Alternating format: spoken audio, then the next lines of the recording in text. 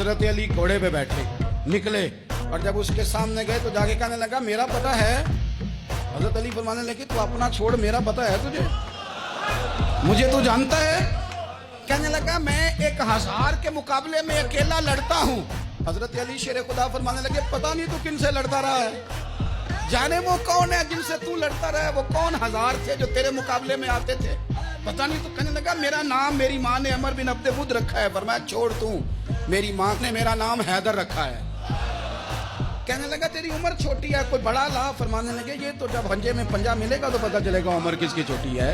अभी तू कहानियों से मुतासर करना चाहता है, तू चाहता है कि तू प्रेशर डाले और मैं तेरी बात सुनूं, तो मुकाबले में आ, डींगे ना मार, कहानियां ना सुना, दीवारें हिलती रहती हैं और दर कांप जाता है। अली का नाम सुन के अब भी खैबर कांप जाता है। तू मुकाबले में आ, तू बातें बना रहा है, कहानियां सुना रहा है। वो कहने लगा तू बच्चा है, मैं चाहता नहीं तेरा खून बहाऊं। तो हजरत अली कहने लगे मैं बड़े दिन से परेशान हूं कि किसी बेईमान का खून बहाया क्यों नहीं, मेरा बड़ा दिल कर रहा है तेरा खून बहाऊं। उसने बड़ी जोरदार ज़रब लगाई, गुस्से में इतना पागल हुआ, क्योंकि उसके बारे में मारूफ था कि वैश्य मिजाज आदमी, इतना सख्त पागल हुआ गुस्से में, उसने अपने घोड़े के पैर काट डाले। पहले तलवार घोड़े को दे मारी, उसको काट के दौड़ा। ये क्यों करते थे लोग, अरब के लोग उस वक्त ये काम करते थे कि हमने घोड़ा ही मार डाला है ताकि हम भाग ना सके।